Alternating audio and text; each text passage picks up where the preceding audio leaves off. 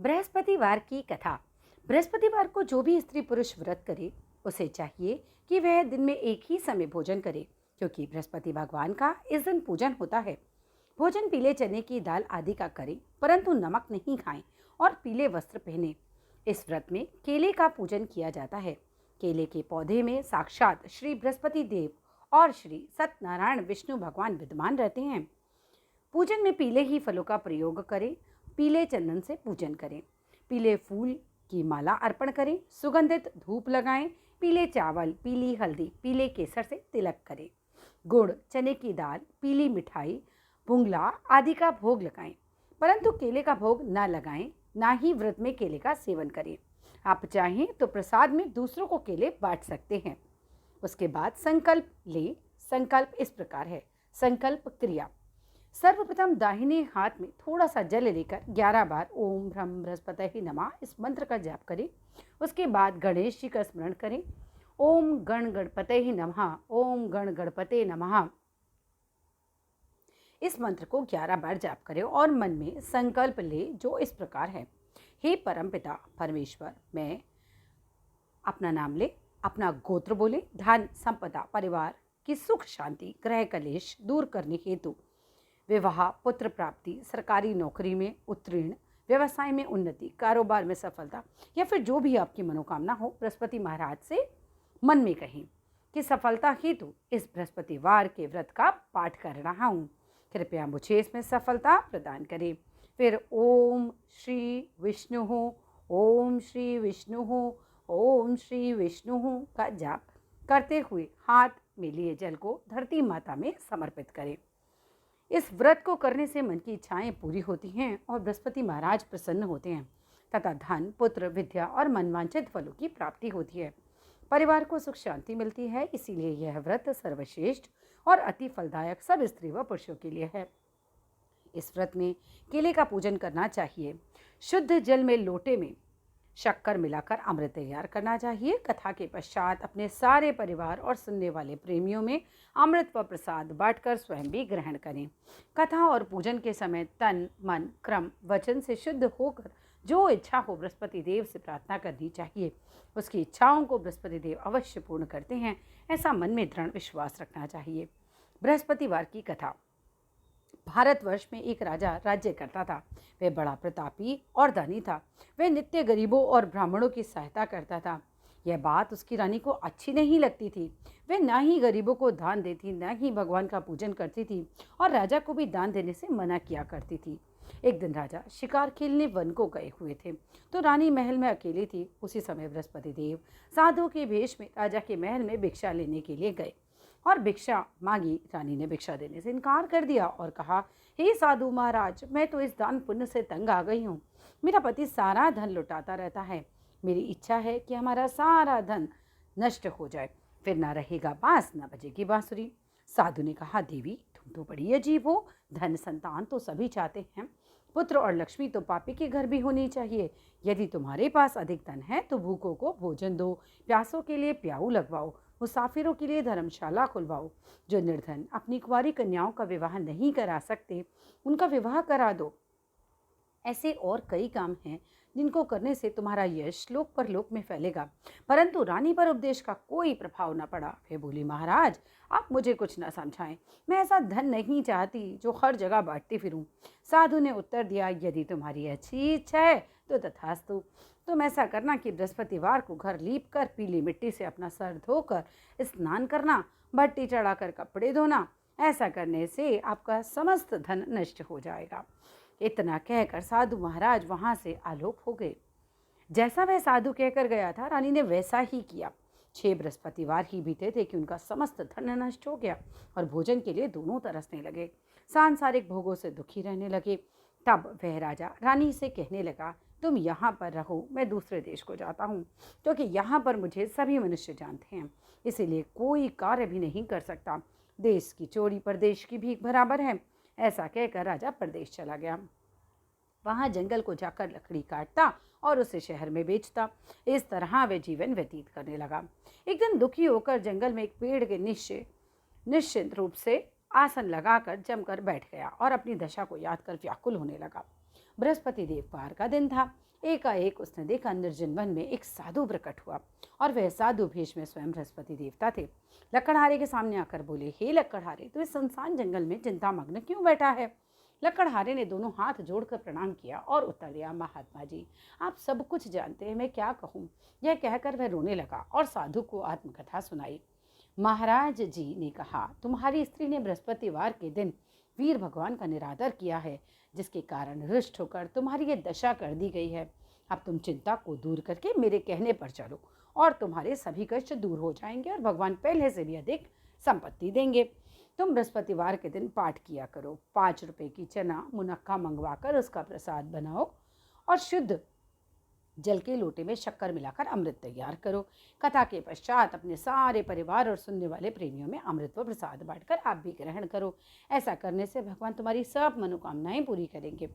साधु के ऐसे वचन सुनकर लकड़हारा बोला, हे प्रभु, मुझे लकड़ी बेचकर इतना पैसा नहीं मिलता जिससे मैं भोजन करने के उपरांत कुछ बचा सकूं। मैंने रात्रि में अपनी स्त्री को व्याकुल देखा है, मेरे पास कुछ भी नहीं जिससे उसकी खबर मंगा सकूं। साधु ने कहा, हे लकड़हारे, तुम किसी बात की चिंता मत करो। बृहस्पति के दिन तुम रोजाना की तरह लकड़ियां लेकर शहर को जाओ, तुमको रोज से दुगना धन प्राप्त होगा, जैसे तुम भली भांति भोजन कर लोगे और बृहस्पति देव की पूजा का सामान भी आ जाएगा। इतना कहकर साधु अंतर्ध्यान हो गए। धीरे धीरे समय व्यतीत होने पर फिर वही बृहस्पतिवार का दिन आया। लकड़हारा जंगल से लकड़ी काटकर किसी शहर में बेचने गया। उसे उस दिन से और अधिक पैसा मिला। राजा ने चना गुड़ आदि लाकर गुरुवार का व्रत किया। उस दिन से उसके सभी कलेश दूर हुए, परंतु जब दोबारा गुरुवार का दिन आया तो बृहस्पतिवार का व्रत करना भूल गया। इस कारण बृहस्पति भगवान नाराज हो गए। उस दिन से उस नगर के राजा ने विशाल यज्ञ का आयोजन किया और शहर में घोषणा करा दी कि कोई भी मनुष्य अपने घर में भोजन ना बनवावे, ना आग जलावे, समस्त जनता मेरे यहाँ भोजन करने आवे। इस आज्ञा को जो न मानेगा उसको फांसी की सजा दी जाएगी। इस तरह की घोषणा संपूर्ण नगर में करवा दी गई। राजा की आज्ञा अनुसार शहर के सभी लोग भोजन करने गए, लेकिन लकड़हारा कुछ देर से पहुंचा, इसीलिए राजा उसको अपने साथ लिवा ले आए और ले जाकर भोजन करा रहे थे कि रानी की दृष्टि उस खूंटी पर पड़ी जिस पर उसका हार लटका हुआ था। वह वहां पर दिखाई नहीं दिया। रानी ने निश्चय किया कि मेरा हार इसी मनुष्य ने चुरा लिया है। उसी समय पुलिस को बुलवाकर उसको जेल खाने में डलवा दिया गया। अब लकड़हारा जेल खाने में पड़ा, बहुत दुखी हुआ, विचार करने लगा, न जाने पूर्व जन्म में मैंने ऐसे कौन से कर्म किए मुझे जो यह दुख प्राप्त हुआ। और उसी साधु को याद करने लगा जो उसे जंगल में मिला था। उसी समय तत्काल बृहस्पति देव साधु के रूप में प्रकट हो उसकी दशा को देखकर कहने लगे, अरे मूर्ख, तूने बृहस्पति देव की कथा नहीं करी, इस कारण तुझे दुख प्राप्त हुआ है। अब चिंता मत कर, बृहस्पतिवार के दिन जेल खाने के दरवाजे पर 4 पैसे पड़े मिलेंगे, उससे तू बृहस्पति देव की पूजा करना, तेरे सभी कष्ट दूर हो जाएंगे। बृहस्पति के रोज उसे 4 पैसे मिले। लकड़हारे ने कथा कही। उसी रात्रि को बृहस्पति देव ने उस नगर के राजा को स्वप्न में कहा, हे राजा, तुमने जिस आदमी को जेल खाने में बंद कर दिया है वह निर्दोष है, वह राजा है, उसे छोड़ देना। रानी का हार उसी खूंटी पर लटका है, अगर तू वैसा नहीं करेगा तो मैं तेरे राज्य को नष्ट कर दूंगा। इस तरह रात्रि के स्वप्न को देखकर राजा प्रातःकाल उठा और खूंटी पर हार देखकर लकड़हारे को बुलाकर क्षमा मांगी और लकड़हारे को योग्य सुंदर वस्त्र व आभूषण देकर विदा किया तथा बृहस्पति देव की आज्ञा के अनुसार लकड़हारा अपने नगर को चल दिया। राजा जब अपने नगर के निकट पहुंचा तो उसे बड़ा आश्चर्य हुआ। नगर में पहले से अधिक बाग, तालाब, कुएं और बहुत सारी धर्मशाला, मंदिर आदि बन गए थे। राजा ने पूछा, यह किसका बाग और धर्मशाला है? तब नगर के सभी लोग कहने लगे, यह सब रानी और बांदी के हैं। तो राजा को आश्चर्य हुआ और गुस्सा भी आया। तब रानी ने यह खबर सुनी कि राजा आ रहे हैं तो उसने बांदी से कहा, हे दासी, देख, राजा हमको कितनी बुरी हालत में छोड़कर गए थे, हमारी ऐसी हालत देखकर वह लौट न जाए, इसीलिए तू दरवाजे पर खड़ी हो जा। आज्ञा के अनुसार दासी दरवाजे पर खड़ी हो गई। राजा आए तो उन्हें अपने साथ लेवा लाई। तब उन्होंने कहा, हमें यह सब धन बृहस्पति देव के इस व्रत के प्रभाव से प्राप्त हुआ है। राजा ने निश्चय किया कि 7 रोज बाद तो सभी बृहस्पति देव का पूजन करते हैं, परंतु रोजाना दिन में मैं 3 बार कहानी कहा करूंगा, रोज व्रत किया करूंगा। अब हर समय राजा के दुपट्टे में चने की दाल बंधी रहती और दिन में 3 बार कहानी कहता। एक रोज राजा ने विचार किया, चलो अपनी बहन के यहाँ हो आवे। इस तरह निश्चय कर राजा घोड़े पर सवार हो अपनी बहन के यहाँ चलने लगा। मार्ग में उसने देखा कि कुछ आदमी एक मुर्दे को ले जा रहे हैं। उन्हें रोक कर राजा ने कहा, अरे भैया, मेरी बृहस्पति देव की कहानी सुन लो। वे बोले, हमारा तो आदमी मर गया है और तुझे अपनी कथा की पड़ी है। परंतु कुछ आदमी बोले, अच्छा कहो, तुम्हारी कथा हम सुनेंगे। राजा ने दाल निकाली और जब कथा आधी हुई तो मुर्दा हिलने लगा, और जब कथा समाप्त हुई तो मुर्दा राम राम कहकर वो मनुष्य खड़ा हो गया। आगे मार्ग में उसे किसान खेत में हल चलाता मिला। राजा ने उसे देखा और बोला, अरे भैया, तो मेरी बृहस्पति देव की कथा सुन लो। किसान बोला, जब तक मैं तेरी कथा सुनूंगा तब तक तो 4 हरैया जोत लूंगा। जा अपनी कथा किसी और को सुनाना। इस तरह राजा आगे चलने लगा। राजा के हटते ही बैल पछाड़ खाकर गिर गए तथा उसके पेट में बड़ी जोर के दर्द होने लगा। उसी समय उसकी माँ रोटी लेकर आई। उसने जब यह देखा तो पुत्र ने सब हाल उसने पितर से पूछा। बेटे ने सभी हाल कह दिया। बुढ़िया दौड़ी दौड़ी उस घुड़सवार के पास गई और उससे बोली, मैं तेरी कथा सुनूंगी, तू अपनी कथा मेरे खेत पर चलकर कहना। राजा ने बुढ़िया के खेत पर जाकर कथा कही, जिसको सुनते ही बैल जो थे उसके वो खड़े हो गए और किसान के पेट का दर्द भी बंद हो गया। राजा अपनी बहन के घर पहुंचा। बहन ने भाई की खूब मेहमानी करी। दूसरे रोज प्रातःकाल जगा तो वह देखने लगा कि सब लोग भोजन कर रहे हैं। राजा ने अपनी बहन से कहा कि क्या ऐसा कोई मनुष्य नहीं है जिसने भोजन नहीं किया हो और वह मेरी बृहस्पति देव की कथा सुन ले। बहन बोली, हे भैया, यह देश ऐसा ही है। पहले यहाँ लोग भोजन करते हैं, बाद में अन्य कोई काम करते हैं। अगर कोई पड़ोस में है तो दिखाऊं। वह ऐसा कहकर देखने चली गई, परंतु उसे ऐसा कोई व्यक्ति नहीं मिला जिसने भोजन ना किया हो। अतः वह कुम्हार के घर गई जिसका लड़का बीमार था। उसे मालूम हुआ कि उसके यहाँ 3 रोज से किसी ने भोजन नहीं किया है। रानी ने अपने भाई की कथा सुनने के लिए कुम्हार को कहा। वह तैयार हो गया। राजा ने जाकर बृहस्पतिवार की कथा कही, जिसको सुनकर उसका लड़का ठीक हो गया। अब तो राजा की प्रशंसा होने लगी और एक रोज राजा ने बहन से कहा कि हे बहन, हम अपने घर को जाएंगे, तुम भी तैयार हो जाओ। राजा की बहन ने अपनी सास से कहा। सास ने कहा, हाँ चली जा, परंतु अपने लड़कों को मत ले जाना, क्योंकि तेरे भाई की कोई औलाद नहीं है। बहन ने अपने भाई से कहा, हे भैया, मैं तो चलूंगी, परंतु कोई बालक नहीं जाएगा। राजा बोला, जब कोई बालक ही नहीं जाएगा तो तुम भी क्या करोगी। बड़े दुखी मन से राजा अपने नगर को लौट आया। राजा ने अपनी रानी से कहा, हम निर्वंशी हैं, हमारा मुंह देखने का धर्म नहीं है और कुछ भोजन आदि नहीं किया। रानी बोली, हे प्रभु, बृहस्पति देव ने हमें सभी कुछ दिया है, हमें औलाद भी अवश्य देंगे। उस रात को बृहस्पति देव ने राजा से स्वप्न में कहा, हे राजा, उठ, सभी सोच त्याग दे, तेरी रानी गर्भ से है। राजा की बात सुनकर रानी को बड़ी खुशी हुई और 9वें महीने में गर्भ से उनके एक सुंदर पुत्र पैदा हुआ। तब राजा बोला, हे रानी, स्त्री बिना भोजन के रह सकती है, बिना कहे नहीं रह सकती। मेरी बहन आवे तो उससे कुछ मत कहना। रानी ने सुनकर हाँ कर दिया। जब राजा की बहन ने यह शुभ समाचार सुना तो बड़ी खुश हुई, बधाई लेकर अपने भाई के यहाँ आई। तब रानी ने कहा, घोड़ा चढ़कर नहीं आई, गधा चढ़ी आई। राजा की बहन बोली, भाभी, अगर मैं इस प्रकार न कहती तो तुम्हें औलाद कैसे मिलती। बृहस्पति देव ऐसे ही हैं, जैसे जिसकी मन की कामनाएं हैं उसे सभी को पूर्ण करते हैं। जो सद्भावना पूर्वक बृहस्पतिवार का व्रत करता है एवं कथा पढ़ता है अथवा सुनाता है, बृहस्पति देव उसकी सभी मनोकामनाएं पूर्ण करते हैं। भगवान बृहस्पति देव उसकी सदैव रक्षा करते हैं। संसार में सद्भावना से भगवान जी का पूजन व्रत करके सच्चे हृदय से उनका मनन करते हुए जयकारा बोलना चाहिए। बोलो बृहस्पति देव की जय, बोलो विष्णु भगवान की जय। श्री बृहस्पतिवार व्रत कथा। प्राचीन काल में एक ब्राह्मण था। वह बहुत निर्धन था, उसकी कोई संतान नहीं थी। उसकी स्त्री बहुत मलिनता के साथ रहती, वह स्नान न करती, किसी देवता का पूजन न करती। इससे ब्राह्मण देवता बड़े दुखी थे।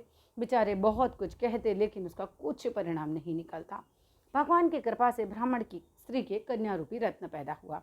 कन्या बड़ी होने लगी और प्रातःकाल विष्णु भगवान का जाप व बृहस्पतिवार का व्रत करने लगी। अपने पूजन पाठ को समाप्त कर स्कूल जाती, मुट्ठी में जौ भर कर ले जाती और पाठशाला के मार्ग में डालती जाती। जब यह लौट के आती तो जौ स्वर्ण के हो जाते, उन्हें बीन कर घर ले आती। एक दिन वह बालिका सूप में सोने के जौ फटक कर साफ कर रही थी। उसके पिता ने देख लिया और कहा, हे बेटी, सोने के जौ साफ करने के लिए सोने का सूप होना चाहिए। दूसरे दिन बृहस्पतिवार था। इस कन्या ने व्रत रखा और बृहस्पति देव से प्रार्थना करी, मैंने आग की पूजा अगर सच्चे मन से की हो तो हे प्रभु, मेरे लिए सोने का सूप दे दो। बृहस्पति देव ने उसकी प्रार्थना स्वीकार कर ली। रोजाना की तरह वे कन्या जौ फैलाती हुई जाने लगी। जब लौट कर जौ बीन रही थी तो बृहस्पति देव की कृपा से सोने का सूप मिला। वह उसे घर ले आई, उसमें जौ साफ करने लगी, परंतु उसकी माँ का वही ढंग रहा। एक दिन की बात है, कन्या सोने के सूप में सोने के जौ साफ कर रही थी। उसी समय शहर का राजपुत्र वहां से होकर निकला। इस कन्या के रूप और कार्य को देखकर मोहित हो गया और अपने घर आकर भोजन और जल त्याग कर उदास होकर लेट गया।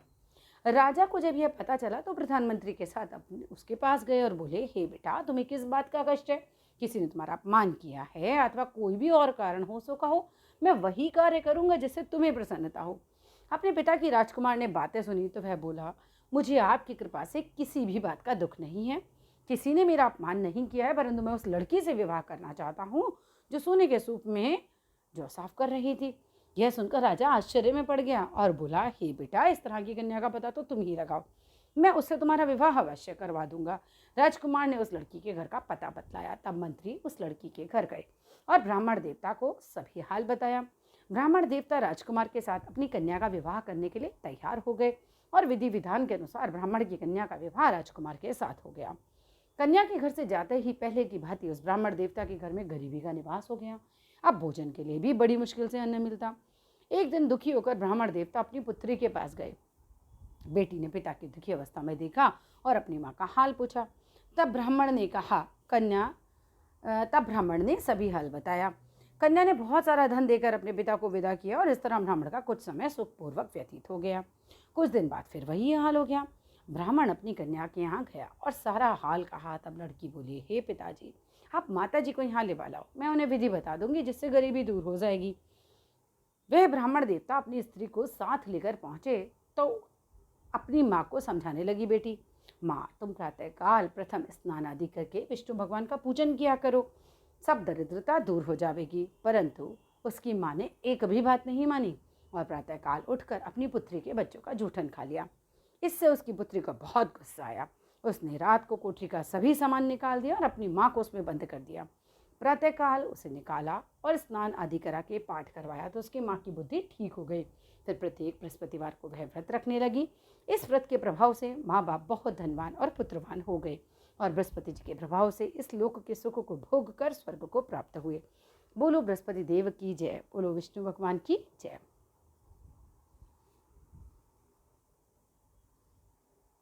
ओम जय बृहस्पति देवा, स्वामी जय बृहस्पति देवा, छिन छिन भोग लगाऊं कदली फल मेवा।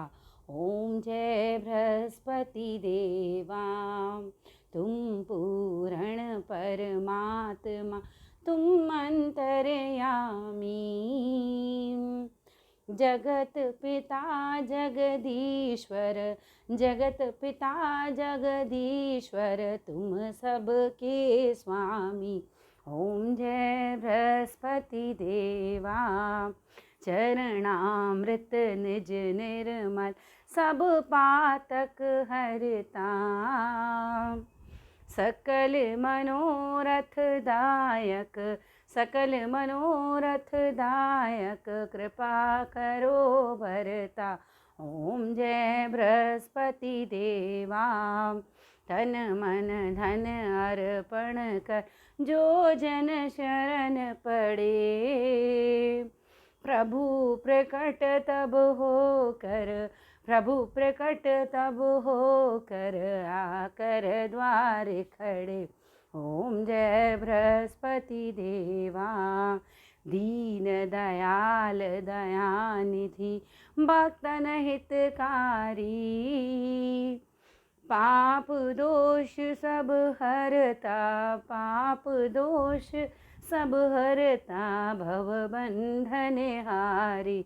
ओम जय बृहस्पति देवा, सकल मनोरथ दायक, सब संशय तारो, विषय विकार मिटाओ, विषय विकार मिटाओ, संतन सुखहारी।